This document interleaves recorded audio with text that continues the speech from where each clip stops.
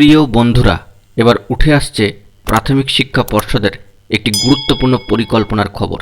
প্রাথমিকের ক্ষেত্রে একেবারে big breaking news.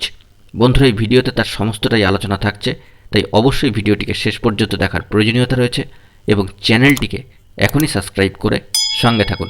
বন্ধুরা, এবার প্রাথমিকের ক্ষেত্রে অত্যন্ত বড় একটি খবর উঠে আসছে। পশ্চিমবঙ্গ প্রাথমিক শিক্ষা পর্ষদের গুরুত্বপূর্ণ পরিকল্পনার খবর। পরিবর্তন হয়ে গেল ইন্টারভিউয়ের দিনক্ষণ। প্রাথমিক শিক্ষক নিয়োগের ইন্টারভিউয়ের দিনক্ষণ পরিবর্তন হলো। এই মর্মে প্রাথমিক শিক্ষা পর্ষদ একটি নোটিফিকেশন জারি করে দিয়েছে অফিসিয়াল ওয়েবসাইটে।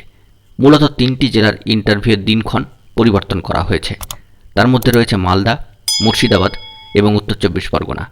নতুন সময়সূচি বা রিশিডিউল দিয়ে দেওয়া হয়েছে প্রাথমিক শিক্ষা পর্ষদের তরফ থেকে। মালদা জেলার পরীক্ষার্থীদের ইন্টারভিউ হবে 11 এবং 12ই মে। মুর্শিদাবাদ জেলার ক্ষেত্রে দিনক্ষণ স্থির হয়েছে 15, 16 এবং 17ই মে। উত্তর 24 পরগনা জেলার প্রার্থীদের ইন্টারভিউ নেওয়া হচ্ছে 22, 23 এবং 24শে মে। প্রার্থীরা পর্ষদের অফিসিয়াল ওয়েবসাইট থেকে কল লেটারটি ডাউনলোড করতে পারবেন। পশ্চিমবঙ্গ প্রাথমিক শিক্ষা পর্ষদ বিজ্ঞপ্তি জারি করে প্রাথমিক শিক্ষক নিয়োগের জন্য ইন্টারভিউ চালিয়ে যাওয়ার কথা জানিয়েছে এবং মে মাসের মাঝামাঝি পুরো প্রক্রিয়াটি শেষ করার একটা পরিকল্পনা করছে। এইখানেই কিন্তু একটি বিরাট তাৎপর্যপূর্ণ বিষয় যে প্রাথমিক শিক্ষা পর্ষদের গুরুত্বপূর্ণ সদর্থক পরিকল্পনা হলো যে মে মাসের মাঝামাঝি পুরো প্রক্রিয়াটাকেই তারা কিন্তু শেষ করতে চাইছেন।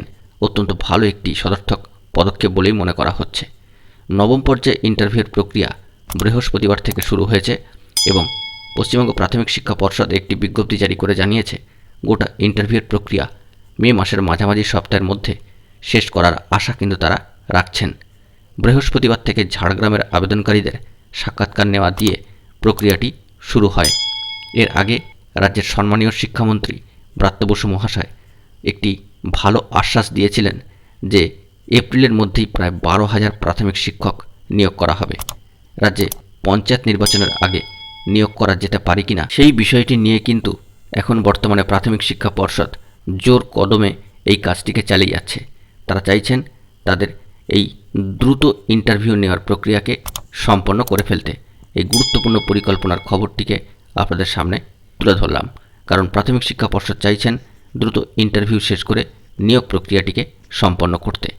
পাশাপাশি আরও একটি বড় খবর উঠে আসছে প্রাথমিক শিক্ষা পর্ষদের তরফ থেকে। যে খবরটি বেরিয়ে আসছে, এবার টেট উত্তীর্ণদের শংসাপত্র দেওয়ার উদ্যোগ শুরু করল প্রাথমিক শিক্ষা পর্ষদ। এপ্রিলেই এই গুরুত্বপূর্ণ খবরটি উঠে আসছে। পরীক্ষার্থীদের শংসাপত্র দেওয়া সম্ভব হয়নি এতদিন পর্যন্ত। আগামী 30 এপ্রিলের মধ্যেই শংসাপত্র দিয়ে দেওয়া হবে বলে পর্ষদের তরফে জানানো হয়েছে। এ বিষয়ে জানা যাচ্ছে 2014 পর নেওয়া 2017, 2022 সকলকেই কিন্তু টেট সার্টিফিকেট দেওয়ার কথা এখানে উঠছে। আশা করা যাচ্ছে এক্ষেত্রে সার্টিফিকেট প্রদান করবে প্রাথমিক শিক্ষা পর্ষদ অত্যন্ত তাৎপর্যপূর্ণভাবেই। বন্ধুরা, এখন এটুকুই। সকলে ভালো থাকবেন এবং অবশ্যই এখনই চ্যানেলটিকে সাবস্ক্রাইব করে নিয়ে সঙ্গে থাকবেন। ধন্যবাদ।